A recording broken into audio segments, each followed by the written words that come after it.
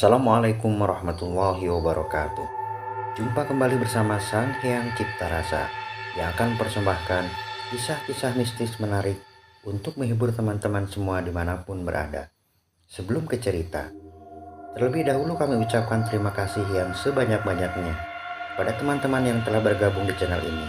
Dan bagi yang belum bergabung, silakan mampir dan berikan dukungannya dengan cara subscribe, like, komen, dan share ke teman-teman lainnya agar channel ini semakin berkembang. Dan jangan lupa aktifkan tombol loncengnya agar teman-teman tak ketinggalan cerita dari setiap video terbaru yang kami upload. Untuk menjaga privasi dalam cerita ini, nama tokoh dan tempat kejadian telah kami samarkan. Apabila ada kesamaan cerita, nama tokoh dan tempat kejadian mungkin hanya kebetulan saja.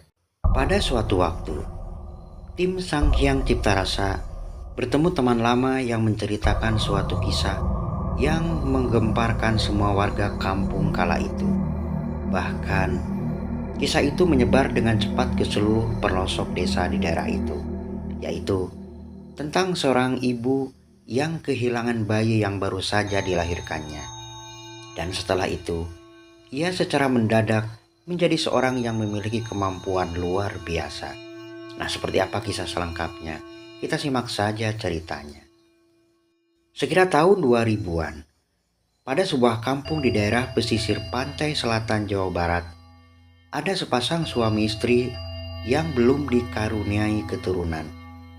Kala itu Bu Imas telah berusia 40 tahun dan suaminya berusia 50 tahun. Telah lama mereka mendambakan momongan, berbagai ikhtiar telah ia lakukan bersama suaminya itu demi mendapatkan si buah hati sebagai penerus keturunan mereka kelak. Namun rupanya Tuhan belum mengabulkan permohonannya saat itu. Setahun berlalu, tepat di usia ke-41 Bu Imas hamil. Serta merta kegembiraan tak terkira dirasakan oleh suami istri tersebut. Suami Bu Imas semakin memanjakan istrinya dengan mengambil alih tugas sehari-hari istrinya, agar istrinya itu dapat menjaga kandungannya. Hari terus bergulir. Perut Bu Imas terlihat membuncit. Usia kandungannya telah mencapai 5 bulan. Disinilah keanehan mulai terjadi pada mereka. Pada suatu sore menjelang senja, tiba-tiba Bu Imas merasakan perutnya mulas, seakan-akan hendak melahirkan. Padahal usia kandungan Bu Imas saat itu baru 5 bulan. Mana mungkin. Suaminya yang melihat istrinya meringis kesakitan itu pun panik seketika. "Aduh, sakit Pak, sakit," ujar Bu Imas mengadu seraya memegang perutnya. Di tengah kepanikan, tiba-tiba terlihat oleh suaminya dalam perut istrinya itu seperti ada sesuatu yang bergerak-gerak. Dan tangis istrinya pun pecah seketika, menahan rasa sakit di perutnya. Para tetangga dekat yang mendengar suara tangisan segera berdatangan dan berkerumun di rumah Bu Imas. "Astagfirullah," ujar para tetangga cemas. Para tetangga pun bergidik menyaksikan hal tak lazim tersebut. Di tengah kepanikan itu, ada seorang tetangganya yang berinisiatif untuk menjemput paraji, atau istilah umum adalah dukun beranak. Dengan mengendarai sepeda motor, ia memacu kendaraannya itu menjemput paraji di kampung tersebut. Perlu teman-teman ketahui, mengapa orang yang akan melahirkan di kampung itu selalu ditangani oleh paraji atau dukun beranak.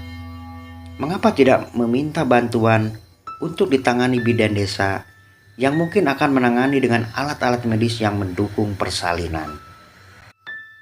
Menurut cerita orang-orang kampung kala itu, jika paraji lebih paham menangani persalinan walau dengan alat ala kadarnya, sebab ia mungkin telah puluhan atau ratusan kali menangani persalinan, sehingga ia lebih paham dalam mengambil tindakan jika ada hal yang tak diinginkan.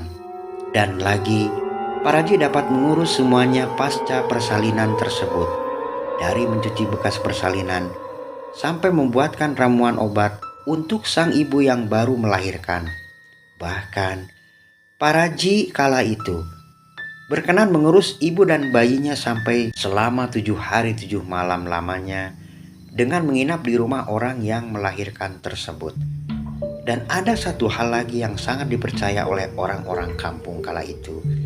Jika Paraji atau dukur beranak memiliki kemampuan batin yang turun-temurun, sehingga ia dapat menangani hal gaib jika terjadi dalam proses persalinan. 10 menit berlalu. Datanglah lelaki tetangga Bu Imas itu dengan seorang Paraji yang sudah berusia lanjut bernama Nek Ipah. Bu Imas yang menjerit kesakitan itu segera ditangani Nek Ipah.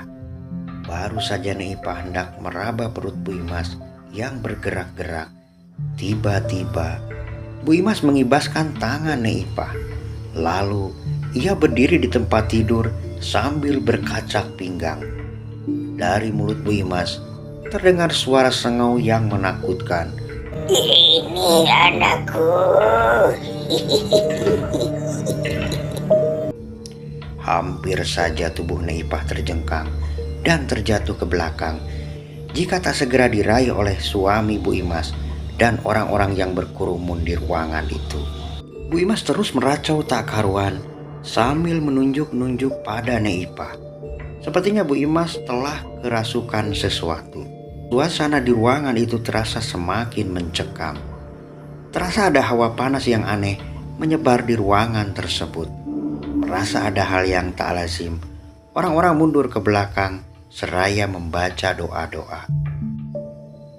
Suami Bu Imas yang melihat istrinya itu menjadi semakin cemas. Namun dengan tenang Nek Ipah segera berdiri dan menatap Bu Imas tanpa berkedip. Terdengar dari bibirnya yang keriput doa-doa yang diucapkan Nek Ipah. Seketika Bu Imas terdiam. Lalu ia pun ambruk di tempat tidur, lalu pingsan. Suaminya segera meluruskan kaki Bu Imas dan betulkan letak tubuh istrinya di tempat tidur. Baru saja semua orang bernapas lega. Tiba-tiba perut Bu Imas kembali bergerak-gerak.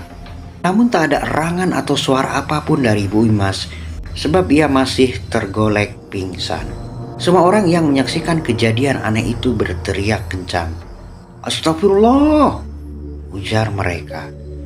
Belum sempat Nek Ipah bertindak, tiba-tiba perut Bu Imas yang membuncit itu mengempis perlahan dan rata seperti tak pernah hamil. Suami Bu Imas berteriak paling kencang di antara orang-orang itu, dan ia hendak memeluk tubuh istrinya yang tak berdaya. Namun segera Nek Ipah memberi isyarat agar mundur.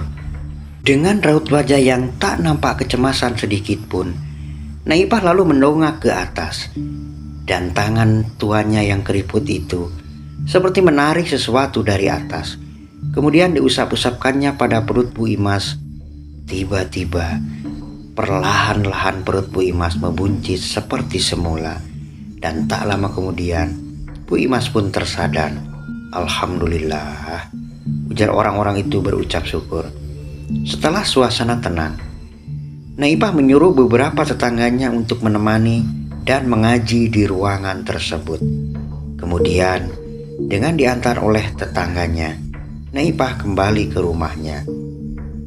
Keesokan harinya, suami Bu Imas meminta kerabatnya untuk menginap di rumahnya agar bisa membantu menjaga istrinya itu jika sewaktu-waktu ia keluar rumah untuk keperluan sesaat. Dan alhamdulillah, tak ada kejadian aneh lagi yang menimpa Bu Imas. Namun di luar rumah, dari mulut-mulut usil tetangganya terdengar bisik-bisik tetangga jika suami Bu Imas melakukan pesugihan dan hendak menumbalkan janinnya. Ada juga yang mengatakan jika janin Bu Imas itu hendak dicuri oleh jin. Sepertinya dunia ini tak akan ramai jika tak ada gunjingan dari mulut-mulut usil yang hanya berpikiran negatif. Hari-hari berganti, bulan pun berlalu. Tibalah hari yang dinanti-nantikan oleh Bu Imas dan suaminya. Suami Bu Imas telah mempersiapkan segala sesuatu untuk menyambut kehadiran si Jabang bayi yang akan menghiasi hari-hari mereka. Dan Paraji atau dukun beranak pun telah dijemput sejak pagi hari oleh tetangganya. Nyai Ipah pun telah memiliki firasat jika hari itu Bu Imas akan melahirkan. Namun kali ini Nyai Ipah memiliki firasat tak enak tentang Bu Imas. Namun sebagai Paraji yang telah menangani ratusan kali persalinan, ia tetap bersikap tenang dan berharap tak terjadi suatu hal buruk terhadap ibu dan bayi yang akan dilahirkannya. Tak terasa, waktu pun menjelang senja. Bu Imas merasakan perutnya yang mulas. Sepertinya ia hendak melahirkan hari itu. Suaminya segera memapah istrinya itu ke ruang tengah dan membaringkannya di atas sebuah kasur yang telah dilapisi kain perlak. Suaminya duduk seraya memegang tangan kiri istrinya dan tangan kanannya mengusap-usap kepala istrinya. Sesekali ia mengusap keringat yang bercucuran di dahi istrinya itu. "Tahan Bu ya, ayo berdoa," ujar suaminya. "Tarik napas Nyai," ujar Nyai Ipah. Beberapa kerabat suami istri itu berkerumun sambil berdoa untuk keselamatan Bu Imas dan si Jabang bayi. Beberapa menit kemudian, Bu Imas menarik nafas panjang dan menahannya. Tiba-tiba, si Jabang bayi itu pun keluar bersama air ketuban bercampur darah. Seketika, ruangan itu menjadi seperti bau amis yang membuat perut mual orang-orang yang berkerumun di sana. Nyai Ipah segera menyambut sang Jabang bayi dengan kedua tangannya yang keriput. Namun, tiba-tiba ada sepasang tangan lain berwarna hitam yang entah dari mana datangnya dan hilang dari pandangan mereka semua. Tak terdengar suara tangisan bayi lalu mengambil bayi tersebut. Seperti layaknya bayi yang baru lahir ke dunia. "Astagfirullah," ujar Nyai Ipah, diikuti oleh yang lainnya. Kecuali suami Bu Imas itu, ia hanya melongo tak bersuara. Nyai Ipah tertegun sesaat. Seumur-umur menjadi Paraji, baru kali ini ia mengalami kejadian yang aneh. Bu Imas terkulai lemas, namun dari bibirnya nampak sebuah senyuman. Senyuman yang misterius. Mungkin Bu Imas belum tahu tentang apa yang terjadi dengan bayinya. Padahal orang-orang ramai beristighfar. Lalu apa yang terjadi dengan suaminya? Ternyata suaminya itu melihat jika bayinya itu diambil oleh sosok yang menyerupai saudaranya. Kemudian bayi itu dibawa masuk ke ruang kamarnya. Nyai Ipah segera membersihkan semua bekas persalinan Bu Imas dan mengganti kain Bu Imas yang basah. "Sabar ya Nyai," ujar Nyai Ipah sambil menatap iba pada Bu Imas. Bu Imas hanya tersenyum. Aneh, pikir Nyai Ipah. Orang-orang yang hadir dalam persalinan itu bergantian menyabarkan hati Bu Imas. Mereka tak habis pikir dengan apa yang telah terjadi barusan. Benar-benar aneh dan menakutkan. Dan mereka pun bingung harus berkata apa pada Bu Imas tentang bayinya tersebut. Mereka juga merasa heran dengan suami Bu Imas yang tak ada rasa kesedihan sedikit pun. Suasana malam itu benar-benar mencekam. Atas kesepakatan, akhirnya Nyai Ipah dan orang-orang yang hadir malam itu akan menemani keluarga Bu Imas sampai pagi harinya. Dan malam itu, kembali orang-orang yang melekan melihat tingkah aneh suami Bu Imas. Ia masuk ke kamarnya dan ketika keluar dari kamar, ia terlihat seperti sedang menimang-nimang bayi. Orang yang melihat merasa aneh. Apa yang sedang ditimang-timang oleh suami Bu Imas? Tak ada apa-apa. Mereka menganggap suami Bu Imas mulai gila karena shock atas kejadian tadi. Dan yang paling aneh, suami Bu Imas itu seperti menimang-nimang bayi kemudian menyodorkannya pada istrinya yang masih terkulai lemah. Dan lebih aneh lagi, Bu Imas seperti mencium sesuatu dari tangan suaminya. Kembali orang-orang yang hadir beristighfar. Naipah pun belum bisa memberikan kesimpulan atas apa yang telah terjadi malam itu dengan keluarga Bu Imas. Keesokan harinya, semua orang telah pulang ke rumah masing-masing. Naipah yang diantar oleh tetangganya Bu Imas itu tak langsung pulang ke rumah. Ia minta diantar ke rumah kerabatnya yang masih berada di kampung itu. Ustadz Ahmad adalah seorang tenaga pendidik pada salah satu sekolah, serta ia seorang mubalik dan guru ngaji di tempat itu.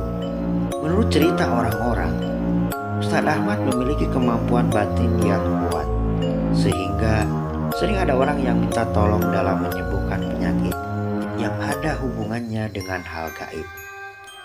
Naipah kemudian menceritakan tentang kejadian yang menimpa Bu Imas semalam.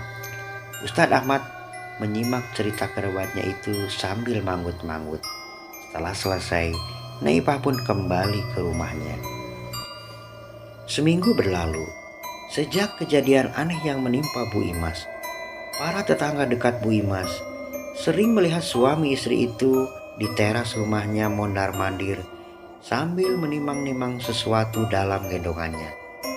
Terdengar suami istri itu seperti berbicara dengan sesuatu dalam gendongan, padahal tak ada sesuatu yang nampak di gendongan itu. Aneh, bicara sama siapa mereka itu? Pikir para tetangganya yang melihat tingkah aneh suami istri tersebut. 40 hari berlalu. Tingkah Bu Imas dengan suaminya seperti orang yang tak waras. Pernah suatu hari, Bu Imas ke warung sambil menggendong sesuatu dengan kain panjang. Bu Imas tampak berbicara seraya tersenyum dan seperti mencubit gemas sesuatu yang tak nampak di gendongan itu. Para tetangga yang melihat hanya beristighfar sambil mengelus dada. Mereka mengira jika Bu Imas dan suaminya itu mengalami depresi karena kejadian yang menimpanya. Orang tua mana yang tak bersedih ketika anak yang didambakannya itu hilang secara misterius. Para tetangganya pun akhirnya membiarkan suami istri itu dengan tingkah aneh mereka. Pada suatu pagi, terdengar suara tangis anak tetangga Bu Imas yang sedang sakit. Suami Bu Imas segera menengok dan mengajak tetangganya itu untuk membawa anak mereka ke rumahnya agar diobati oleh Bu Imas. Sebenarnya tetangganya merasa takut mengingat kelakuan aneh suami istri tersebut. Namun suami Bu Imas terus meyakinkan jika anaknya itu hanya akan disembuhkan tanpa membayar imbalan sedikit pun. Dengan langkah penuh keraguan dan takut, tetangga Bu Imas masuk ke dalam rumah Bu Imas. Ketika sampai di ruang tengah, orang itu tertegun. Separuh ruang tengah rumah Bu Imas itu telah ditutup dengan kain dan nampak terhampar karpet seperti sengaja dipersiapkan untuk menyambut tamu-tamu yang akan hadir di rumah itu. Dari bawah kain tirai terlihat sepasang kaki perempuan yang sedang duduk seperti sedang menghadap padanya. Setelah duduk, ia lalu menceritakan dan memohon bantuan pada sosok di balik tirai agar anaknya tersebut sembuh. Dari balik tirai suara Bu Imas, "Pulanglah, nanti anakmu sembuh." Dan benar saja, ketika tetangganya Bu Imas itu sampai di rumahnya kembali, anaknya yang sedang sakit itu benar-benar sembuh. Aneh. Sejak kapan Bu Imas punya kemampuan menyembuhkan orang sakit? Pikir tetangganya saat itu. Pikirannya berkecamuk kala itu. Namun, ia bersyukur berkat pertolongan Bu Imas, anaknya telah sembuh dari sakitnya. Nah, dari kejadian itulah, tetangga Bu Imas itu akhirnya berkicau ke sana kemari tentang kesaktian Bu Imas, ditambah dengan bumbu-bumbu penyedap kata Cerita itu pun menyebar ke seluruh pelosok kampung dan membuat penasaran orang-orang di kampung itu ingin membuktikan kesaktian Bu Imas. Dari hari ke hari, orang-orang berdatangan ke rumah Bu Imas, meminta bantuan Bu Imas tentang berbagai permasalahan hidup. Bahkan dari luar kota yang jauh sekalipun, rela jauh-jauh mendatangi Bu Imas demi mencapai tujuan hidupnya. Pernah ada tamu yang datang ingin naik pangkat atau ingin lulus tes dalam suatu ujian. Bahkan ada yang ingin menang dalam kompetisi kepala desa. Semuanya berhasil dengan gemilang tanpa persyaratan yang bertele-tele. Semakin hari, rumah Bu Imas semakin penuh sesak oleh orang-orang yang berdatangan. Benar kata tetangganya dulu, jika ruangan tengah Bu Imas sepertinya sengaja telah dipersiapkan untuk menyambut para tamu yang akan berdatangan.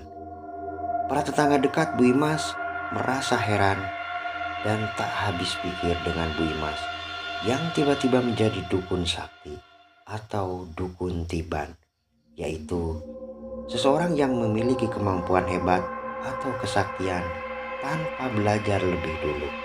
Entahlah, apa yang terjadi dengan Bu Imas sebenarnya? Dari mana ilmu itu ia dapatkan? Semua masih menjadi misteri.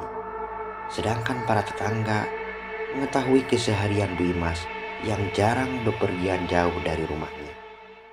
Semakin lama, Bu Imas semakin dielu-elukan oleh semua orang kampung, bagaikan dewa yang mampu mengabulkan semua hajat orang banyak. Mengapa bisa demikian hebat dan saktinya Bu Imas? Karena hanya mengucapkan kata berhasil atau sembuh, maka orang yang sakit akan benar-benar sembuh dan tak berbekas dari sakitnya. Dan jika ada kepentingan lain, dijamin pasti berhasil tujuan orang tersebut dalam waktu yang sangat singkat.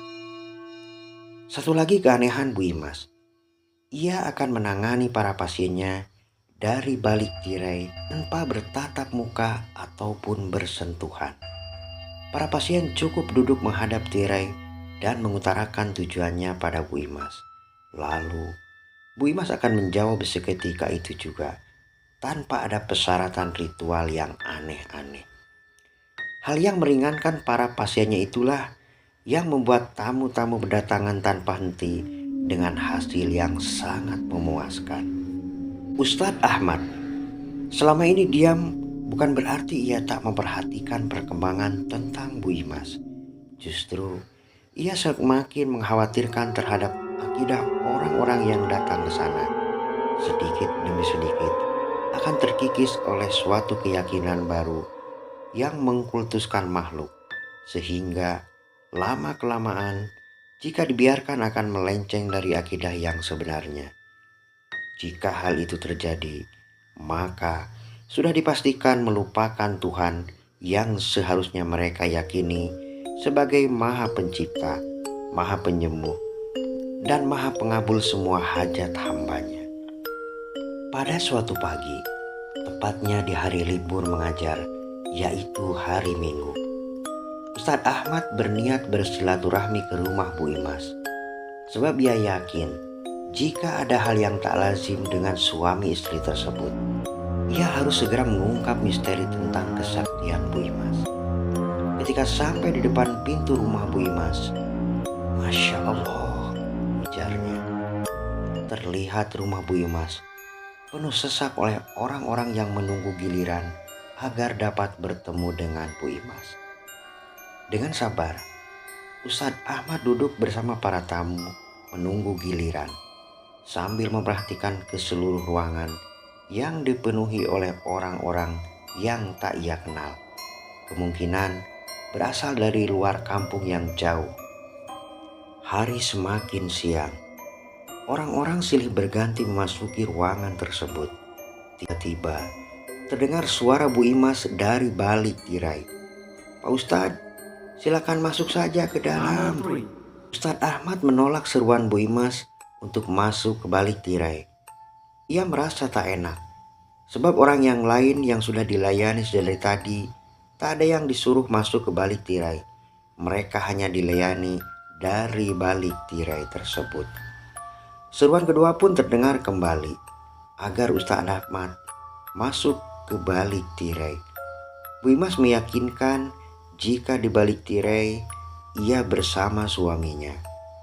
Dan dengan langkah ragu, Ustadz Ahmad masuk ke balik tirai tempat Bu Imas dan suaminya melayani para tamu.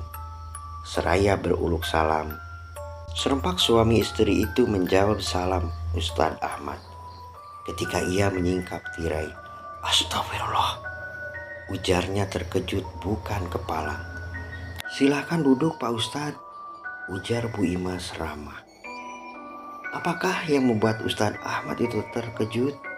Ternyata ia melihat Bu Imas yang sedang duduk itu tengah menyusui sesosok makhluk yang sangat menyeramkan. Namun Bu Imas dan suaminya seperti tak ada rasa ketakutan dengan makhluk menyeramkan itu. Malahan, "Ini anak saya Pak Ustadz," ujar suami Bu Imas seraya mengusap-ngusap kepala makhluk itu. Rupanya suami istri itu telah dibutakan matanya oleh sosok makhluk itu, yang mengira itu adalah anaknya sendiri yang tempo hari dilahirkan Bu Imas. "Astagfirullah," ujar Ustaz Ahmad lirik. Makhluk yang sedang menyusu itu melotot tajam ke arah Ustaz Ahmad. Ustaz Ahmad segera memalingkan mukanya. Sosok makhluk menyeramkan di pangkuan Bu Imas itu adalah sosok bayi yang sangat aneh. Bagaimana tak menyeramkan jika tangan sosok bayi itu sangat panjang, melebihi panjang tangan bayi manusia pada umumnya. Tangan panjang sosok bayi itu berkuku runcing melingkar di pundak Bu Imas, dan telapak kaki sosok bayi itu lebar dengan jari jemarinya seperti ukuran tangan bayi manusia. Aneh dan mengerikan. Jika saja bukan Ustadz Ahmad yang melihat sosok itu, tentu sudah berlari terbirit-birit dari tempat tersebut. Ustadz Ahmad segera berpamitan dan kembali ke rumahnya. Ia saat itu telah mengetahui misteri tentang kesaktian Bu Imas. Rupanya kesaktian Bu Imas itu didapat dari sosok makhluk yang menyeramkan yang berada di pangkuannya, yang ia kira itu adalah anaknya sendiri. Dan tanpa disadari Bu Imas, kesaktiannya itu telah ditukar dengan air susu yang terus dihisap setiap saat dari tubuhnya oleh sosok makhluk menyeramkan tersebut. Beberapa langkah setelah keluar dari rumah Bu Imas, tiba-tiba Ustadz Ahmad merasakan hawa panas yang seakan-akan hendak masuk ke dalam tubuhnya. Ia pun berjalan sambil terus membaca doa, dan hawa panas itu lenyap ketika Ustadz Ahmad sampai di depan pintu rumahnya. Malam harinya, sekira pukul 10 malam, Ustadz Ahmad menyuruh istrinya untuk tak tidur di kamar bersamanya malam itu, dan menyuruh tidur bersama anak-anaknya. Ia pun lalu masuk ke dalam kamarnya. Di dalam kamar, segera ia berwudu kemudian mengaji dan terus berzikir sampai waktu menunjukkan tengah malam. Malam itu Ustadz Ahmad tak tidur di atas kasur seperti biasanya. Ia memilih untuk berbaring di atas lantai kamar tidur beralaskan sajadah. Antara mimpi dan tidak, tiba-tiba ia melihat sepasang tangan panjang yang berkuku runcing mengarah ke lehernya. Benar saja, ketika membuka matanya, ia melihat sosok mengerikan seperti hendak mencekik lehernya saat itu. Ustadz Ahmad segera mengelak dan bangkit, seraya mengepalkan tinjunya ke arah tangan makhluk itu. Dan bismillahirrahmanirrahim, tak ayal lagi, tinju Ustadz Ahmad pun mengenai tangan makhluk mengerikan itu. Terdengar suara.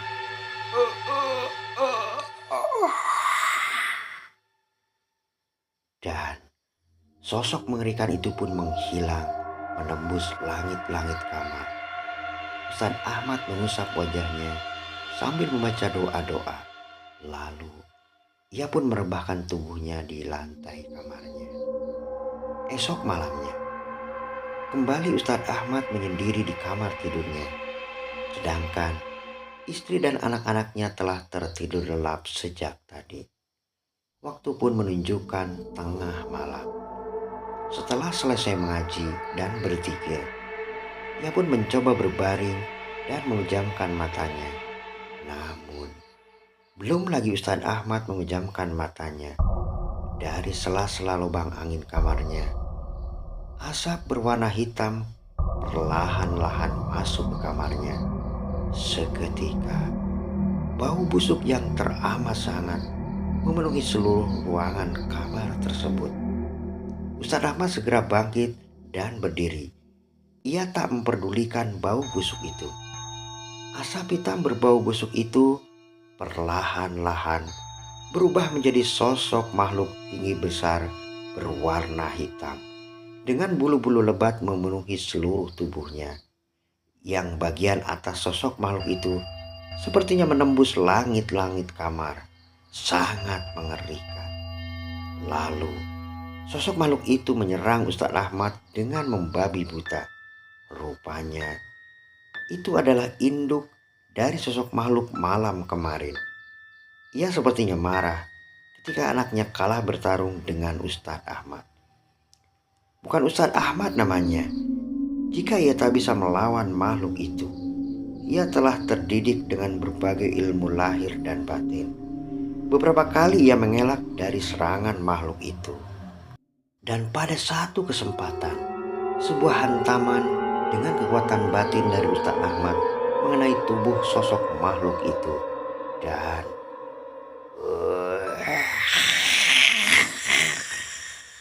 rangan kesakitan terdengar dari sosok makhluk tersebut. Lalu tubuh tinggi besar makhluk itu seketika mengecil dan berubah menjadi asap hitam. Dan seketika asap itu pun menghilang, meninggalkan seperti bau sesuatu yang terbakar. Ustadz Ahmad mengucap syukur seraya mengusap wajahnya yang berkeringat. Keesokan harinya, kampung itu heboh. Tersiar kabar dari warga sekitar jika Bu Imas menderita sakit. Tetangga dekat Bu Imas yang pernah ditolong pertama kali ketika anaknya sakit mendengar suara rangan dari rumah Bu Imas semalam. Namun karena takut, ia dan suaminya baru menengok pagi harinya.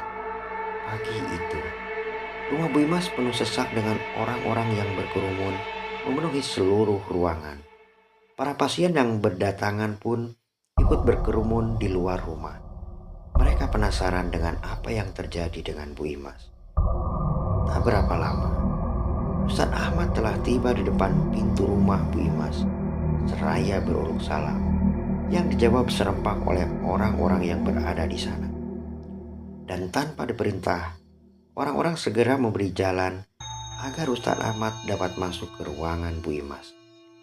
Ketika sampai di depan tirai, ia pun menyingkap tirai dan menggesernya ke tepi. Astagfirullahaladzim. Semua orang terkejut kaget. Lalu terdengar tangisan dari orang-orang yang berada di sana. Mereka tak tega melihat kondisi Bu Imas yang selama ini menolong mereka begitu sangat mengenaskan. Terlihat oleh mereka semua, Bu Imas tergeletak bersimbah darah dengan tubuh penuh cakaran seperti bekas cakaran binatang buas. Dan yang paling mengerikan adalah, payudara Bu Imas itu terlihat seperti bekas gigitan dengan luka yang dalam. Tak dapat dibayangkan betapa mengerikan pemandangan saat itu. Bu Imas hanya mampu mengerang pelan, menahan rasa sakit di sekujur tubuhnya saat itu. Dan suaminya tergeletak pingsan dekat tubuh Bu Imas. Mungkin suaminya itu pingsan karena melihat kondisi istrinya kala itu. Entahlah. Ustadz Ahmad yang melihat itu menyuruh mengambilkan kain dan segera menutup aurat Bu Imas. Setelah itu, ia membacakan doa-doa yang diikuti oleh semua orang. Tak lama setelahnya, terlihat nafas Bu Imas tersengal-sengal. Ustadz Ahmad mendekatkan bibirnya ke telinga Bu Imas dan menuntunnya untuk mengucapkan 2 kalimat syahadat. Orang-orang masih riuh membaca doa-doa agar Bu Imas dimudahkan jalannya menuju Sang Pencipta. Benar saja, doa orang-orang yang hadir di tempat itu pun terkabul. Seketika dengan terbata-bata, terdengar suara Bu Imas membaca 2 kalimat syahadat yang dituntun oleh Ustadz Ahmad. Lalu dengan satu tarikan panjang, tiba-tiba napas Bu Imas pun terhenti seketika.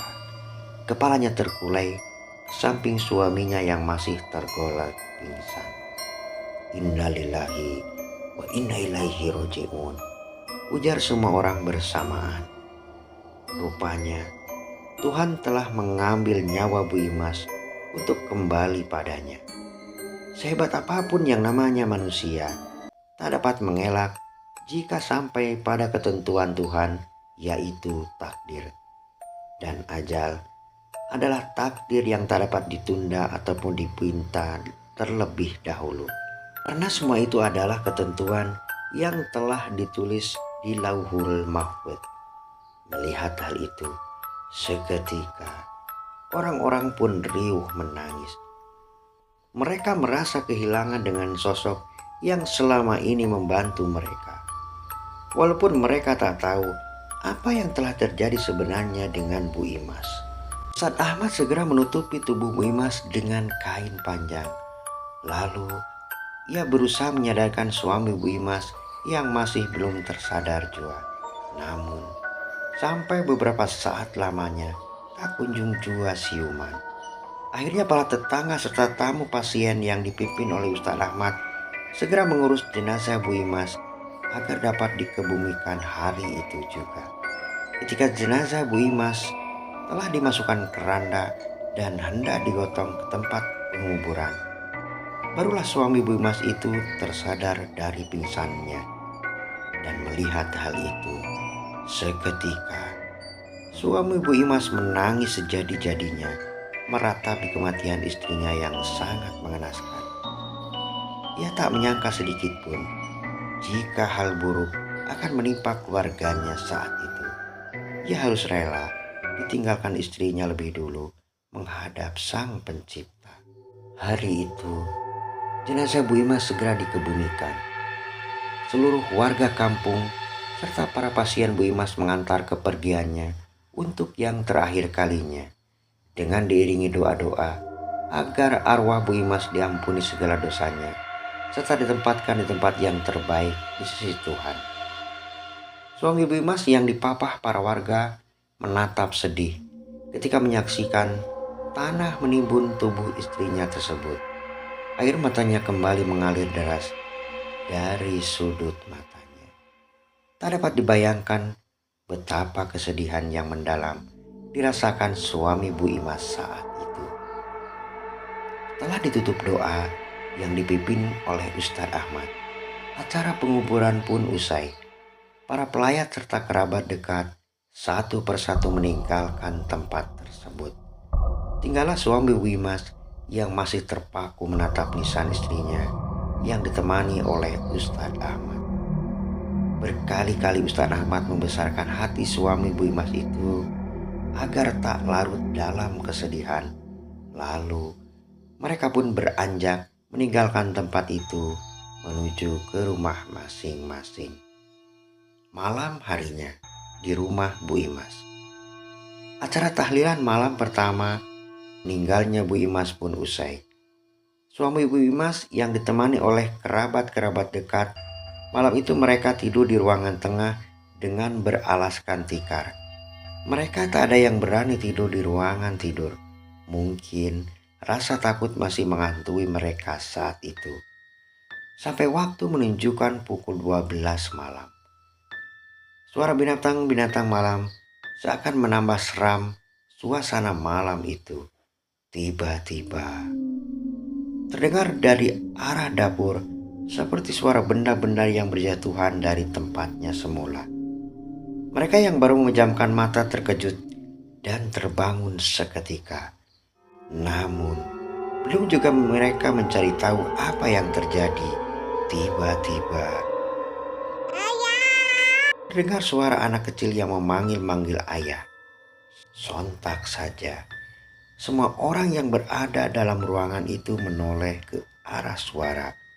Dan dari arah dapur nampak sosok anak kecil yang entah dari mana munculnya berjalan perlahan mendekati mereka. Suami Bu Imas seperti terhipnotis pada sosok anak kecil itu. Lalu ia bangkit hendak mendekatinya. Namun para kerabat segera menahan tubuh suami Bu Imas. "Jangan!" ujar mereka serentak. Tiba-tiba sosok anak kecil itu tertegun dan mematung seraya memandangi mereka dengan tatapan yang aneh. Dan tak lama sosok anak kecil itu menghilang dari pandangan mereka semua. "Astagfirullah," ujar mereka. Dan akhirnya malam itu mereka tak dapat memejamkan matanya sampai fajar menyingsing dari ufuk timur. Kejadian aneh itu terjadi berulang-ulang pada malam-malam berikutnya. Dan pada malam ketujuh, setelah acara tahlilan selesai, Ustadz Ahmad tak langsung pulang. Ia sengaja akan menginap dan melakukan sesuatu pada sosok anak kecil yang selalu mengganggu keluarga almarhumah Bu Imas. Benar saja, sekira waktu menunjukkan tengah malam, kembali terdengar dari arah dapur suara benda-benda berjatuhan. Lalu sosok anak kecil nampak keluar dari arah dapur menuju ke arah mereka. Ustadz Ahmad segera bangkit dan berlari menyongsong sosok anak kecil tersebut. Lalu Allahu Akbar, dengan satu hentakan berkekuatan batin yang tinggi, menghantam sosok anak kecil tersebut. Dan tiba-tiba sosok anak kecil itu pun menghilang. Orang-orang yang menyaksikan kejadian itu hanya mampu melongo dengan keringat dingin membasahi tubuh mereka. Lalu Ustadz Ahmad berjalan keluar rumah dan mengelilingi rumah itu seraya membaca ayat-ayat suci. Ia berusaha memagari secara batin rumah itu agar makhluk-makhluk halus tak dapat masuk ke dalam rumah. Karena dimungkinkan makhluk-makhluk itu masih penasaran dan akan terus berusaha memperdaya manusia. Dan pada malam-malam berikutnya, atas pertolongan Tuhan Yang Maha Esa, tak ada kejadian aneh lagi yang menimpa mereka semua. Nah teman-teman, sampai di sini ceritanya. Semoga dapat menghibur kalian semua dimanapun berada. Terima kasih bagi teman-teman yang telah menonton dan mendengarkan ceritanya. Mohon maaf apabila ada salah-salah kata. Sampai jumpa di kisah mistis selanjutnya hanya di Sang Hyang Cipta Rasa. Assalamualaikum warahmatullahi wabarakatuh.